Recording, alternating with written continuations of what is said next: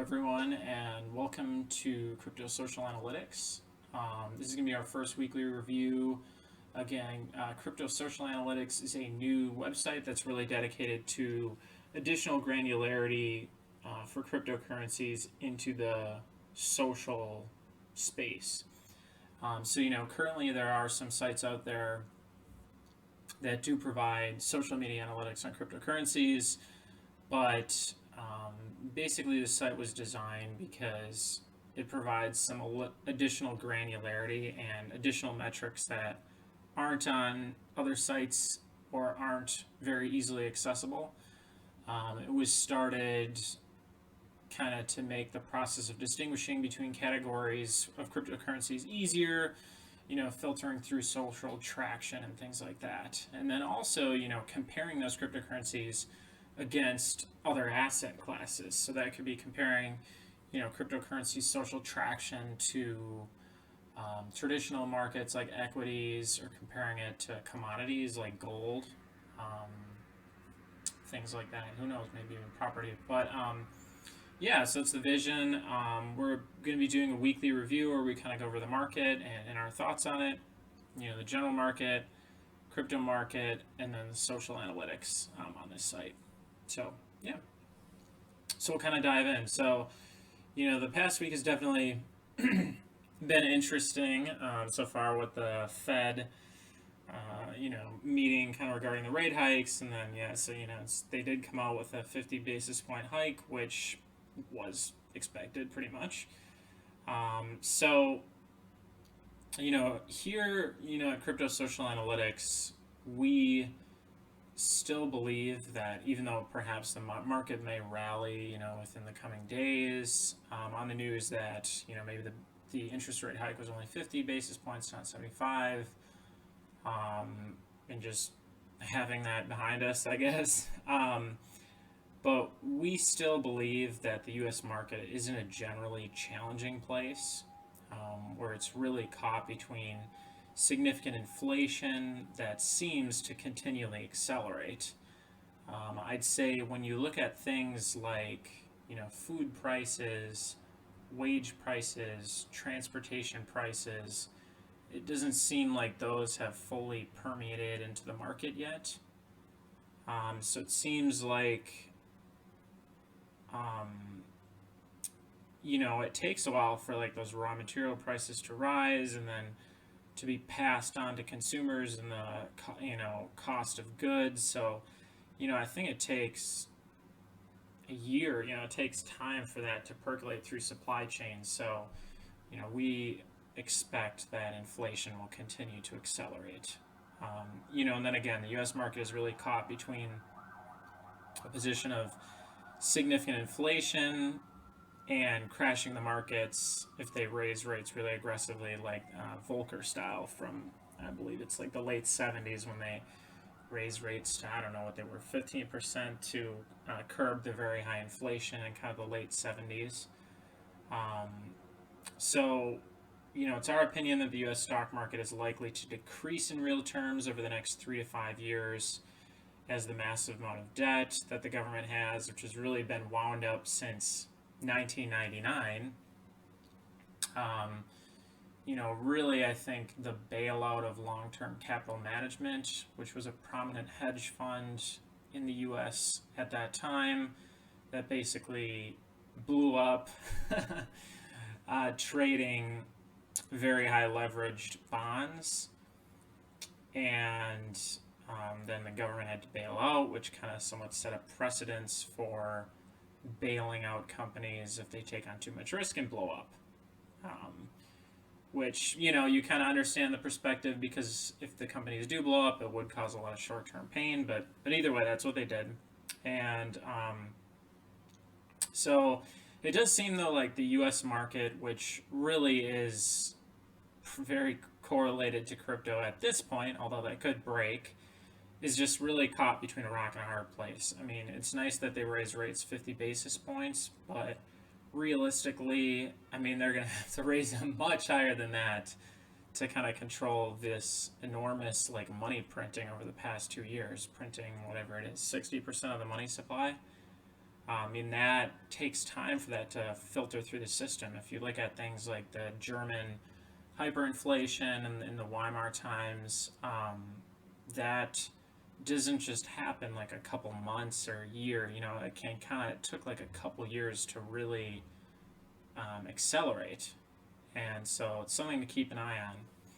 So they're caught between the inflation, and then if they just jacked rates super fast, that would also, probably crash the market and make a lot of people, maybe baby boomers with a lot of money in their retirement funds that are getting ready to retire, that wouldn't be a great situation either. So that's kind of where the U.S. government is caught. And I mean, to me, one of the things that I think is most significant is that, since the Fed has really been experimenting with this kind of stimulus and bailout work, they've never had inflation get like really out of hand in recent memory. Like in 2007, they bailed out all these companies, 2008, but it didn't affect inflation almost at all.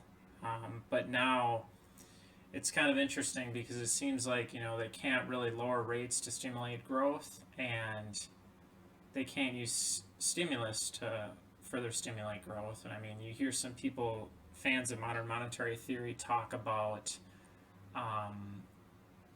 using price controls or something like that, but I don't really think that there's almost any track record of that working, especially on a large scale with this like massive amount of debt. I mean, perhaps they could work in very niche instances as a form of regulation, but not of just controlling this massive, crazy spending. So, all right, I'll kind of move on to the next topic. So, talking about one perspective that some people raise, and that's kind of that some people say, oh, we have all this debt, it's comparable to the debt that the U.S. had after World War II. Perhaps that we'll just, entrepreneurs in the U.S. will create some, great new businesses, and we'll experience some tremendous economic growth, and that will kind of pull us out of the debt. Maybe in a manner similar to the post-World War II growth. However, taking a look into this, it does seem like that would be pretty unlikely, because there's a lot of macro factors facing the U.S. So the U.S. birth rate continues to decline, relatively. Immigration rates continue to decline, and the baby boomers continue to retire. Another factor, which, granted, I probably wouldn't weigh this as high as the first three, but it does seem that cryptocurrency is largely relocating offshore outside the U.S., which could be a massive future industry, and that's also a little bit concerning, because if you look at the economic growth in the United States, so a lot of people always talk about how excellent the U.S. stock markets are, how great the returns have been over the past, 10, 15 years, whatever.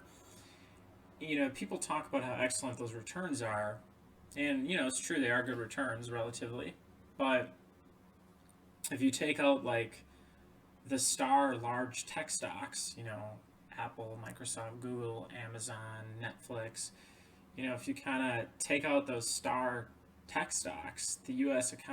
stock market has had almost no growth. So, it's pretty dangerous to lose large industries. So that is one perspective. So anyways, one of the, to kind of refute that post-World War II economic growth argument, one of the main reasons for that, argument was that even though the U.S. had a lot of debt, there was a lot of population growth, and I believe immigration at the time, but definitely a lot of population growth because that was the baby boomer generation. And then, I think another factor that played a pretty significant role was that most of the other developed countries, like industrial capability and financial capability, was severely damaged from World War II. So with those countries being in debt to the U.S. and then a lot of their infrastructure strain. Because it's like you look around at the other superpowers. I mean, Britain obviously was quite strained from World War II, spending so much money, having a lot of debt to the U.S., spending so many resources on that war. And then Germany, of course, even the Soviet Union was heavily taxed with you know their work on the Eastern Front, and then Japan, obviously, China. So really, it's like the U.S. was one of the only countries to kind of come out relatively unscathed, and then also with a bunch of countries owing it money from World War II. So that was a large reason for their ascent to prominence. And so it seems now that pretty unlikely the U.S. will repeat that, with population shrinking, some larger industry going offshore. So, another thing to keep in mind would be that I think a lot of people thought that Japan and the Soviet Union would grow forever in the 1980s. Just something to keep in mind that, we could see a lot of the developed economies shrinking as they work off this debt that they've kind of accumulated, the past few years. So something to keep in mind on, and then that obviously could impact crypto markets. Now, the one thing I will say is kind of pointing out the challenges the U.S. faces. The U.S. still does have a lot of strong assets, and a lot of advantages, of course, so will likely remain strong, I would assume, in the long term, but there may be some shorter term deleveraging going on there. So, all right, thoughts on the crypto market. The crypto markets continue to kind of hold around that $40,000 range. It's interesting that, crypto doesn't seem to decline as much as U.S. equities, but it still is not in a bull market. So, yeah, I don't know if there's much more to kind of say on that. Our general perspective is that it's likely that crypto will decouple from U.S. stock market correlation at some point, which it has in the past.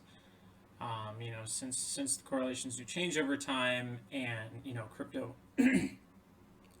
isn't directly connected with the U.S. dollar like equities or bonds or things like that.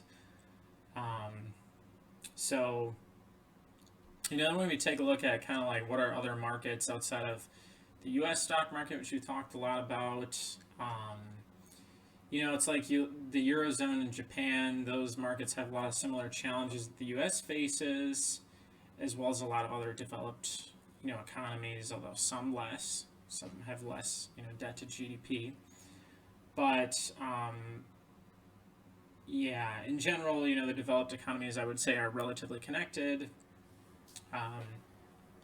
Developing economies might present an opportunity, but still would likely, if there was a downturn in the developing economies would likely be affected. And then, there's commodities, but commodities, I wouldn't say are probably an excellent bet for multi-year growth.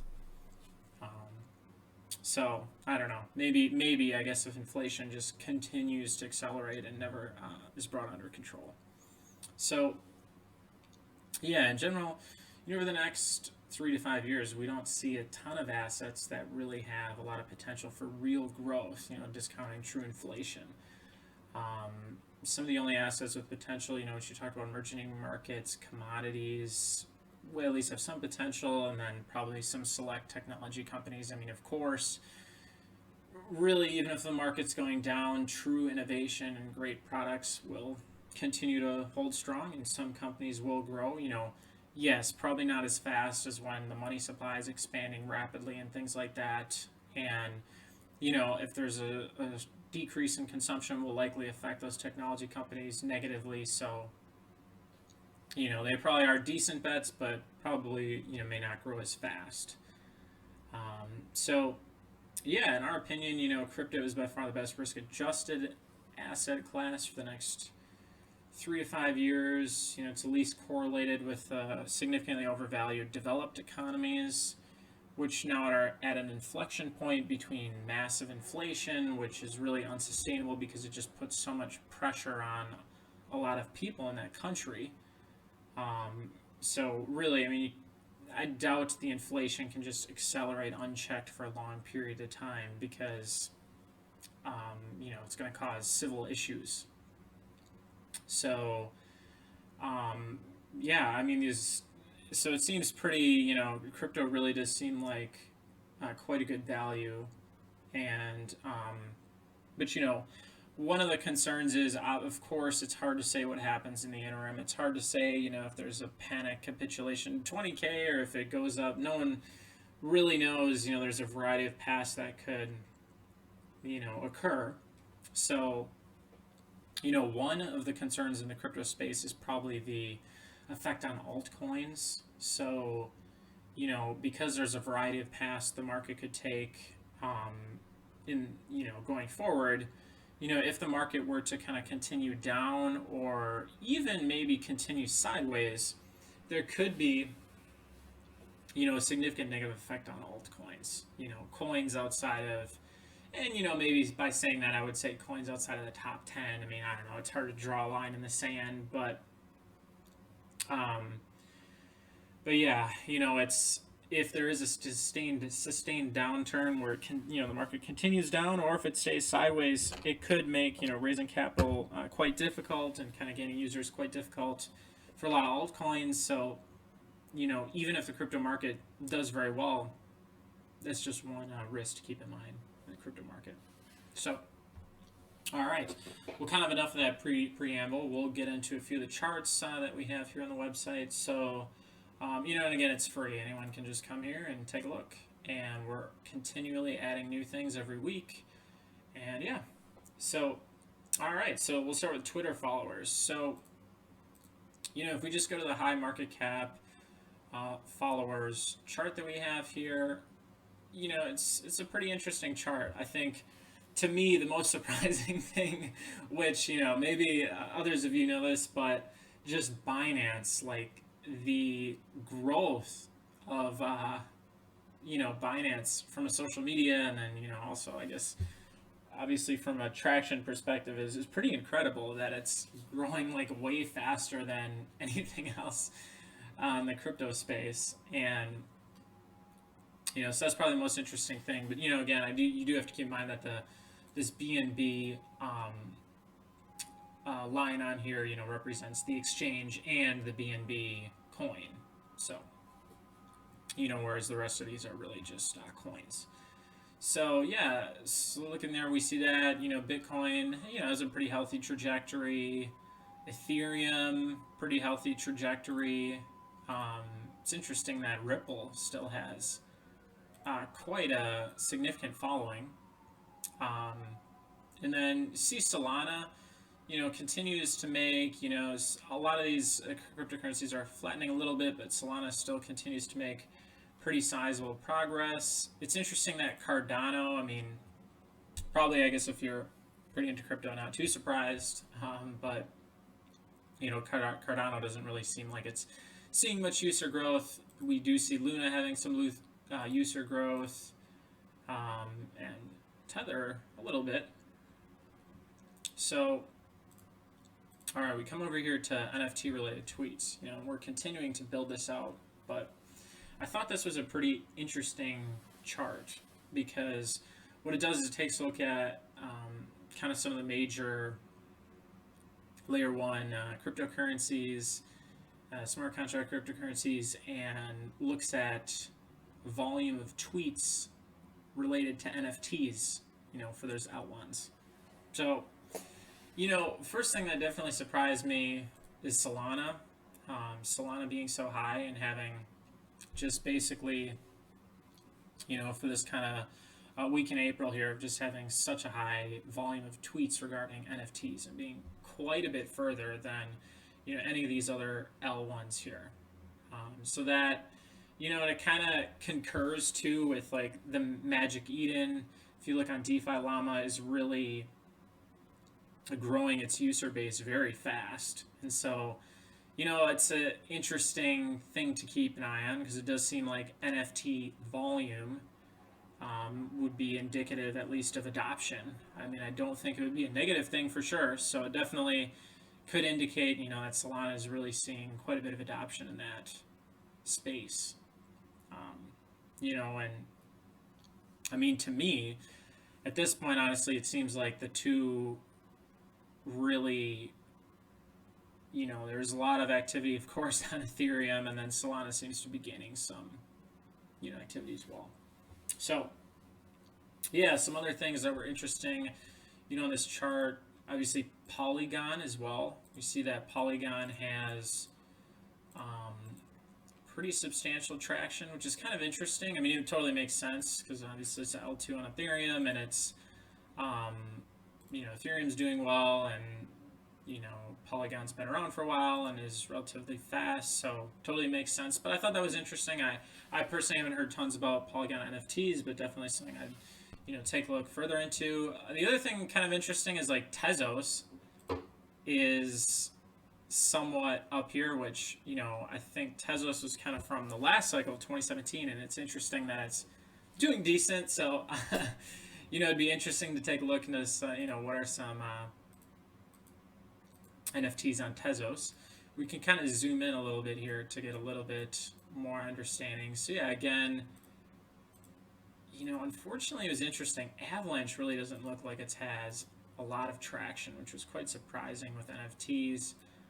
Cardano, decent amount of traction. But yeah, so I think that's kind of sums that chart up. So we can go over to some of the Reddit charts that we have here. Reddit, again, pretty much Bitcoin, Ethereum, BNB doing pretty solid, but Bitcoin and Ethereum quite a bit ahead of BNB here, unlike in the Twitter. Cardano, again, seems to be kind of flatlining, which, again, could be a bit of a reason for concern, but, they still do have some promising things in the pipeline. Solana looks also relatively strong.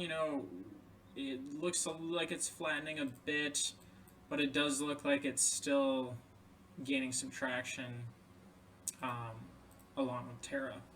So, yeah, I thought that was an interesting chart.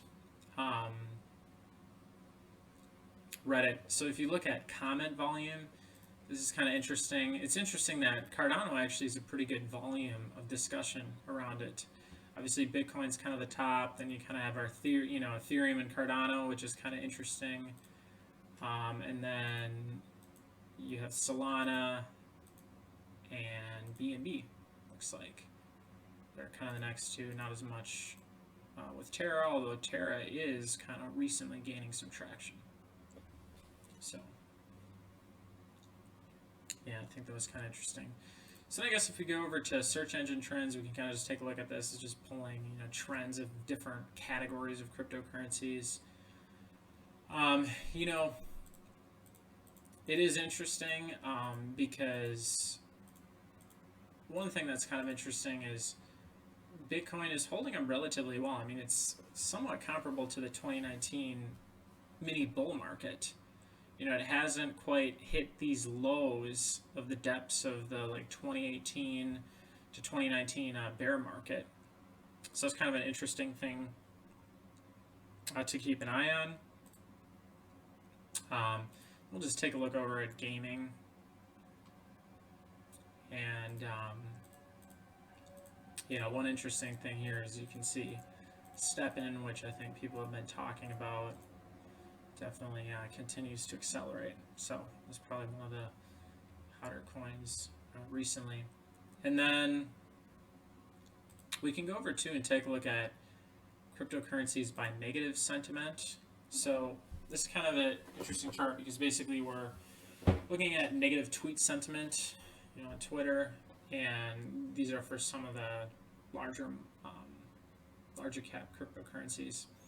So we can see Ethereum really dominates a lot of the volume with people kind of being frustrated with it. Let's see, Solana up there, Cardano up there. Bitcoin, interesting, a little is up there.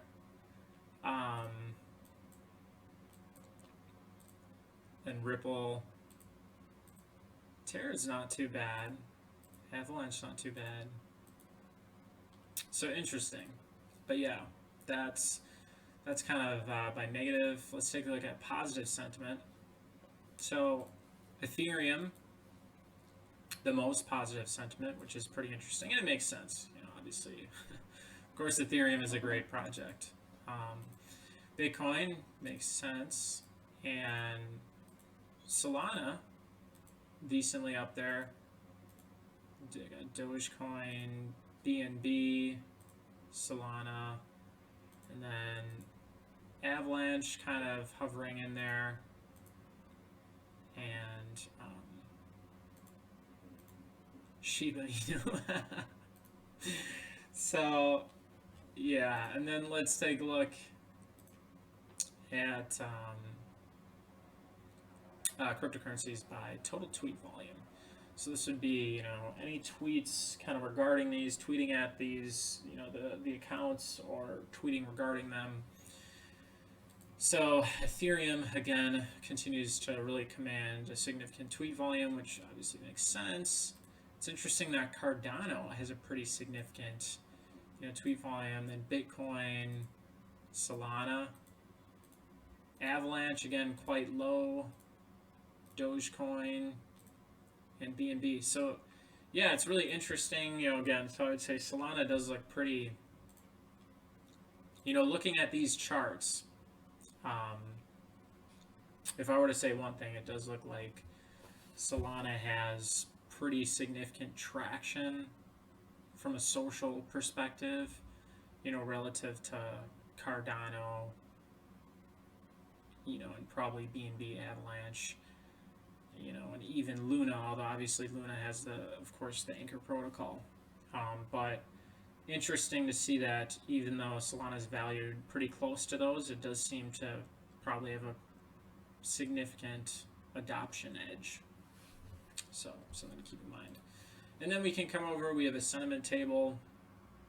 You know, two of those charts we were looking at was sentiment, but this just rates basically top, I would think like 300 or something like that, 250.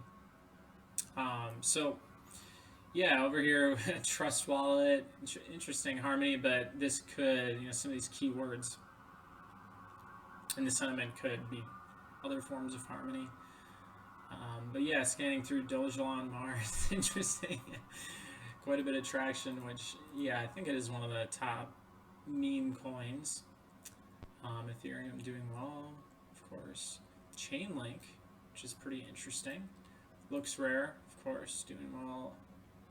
Oh my god, network, although that could be a keyword. Pancake Swap, pretty interesting, but yeah, of course it's a top DEX, and then, you know, going down, Avalanche, Sia Coin, interesting, Sia Coin, Ethereum Classic, huh.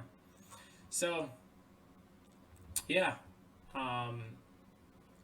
this is the site, and we hope that you enjoyed the weekly review. And again, we're continuing to update the site every week, and then we're planning to put out a video like this every week. So look forward to speaking with you again. Bye.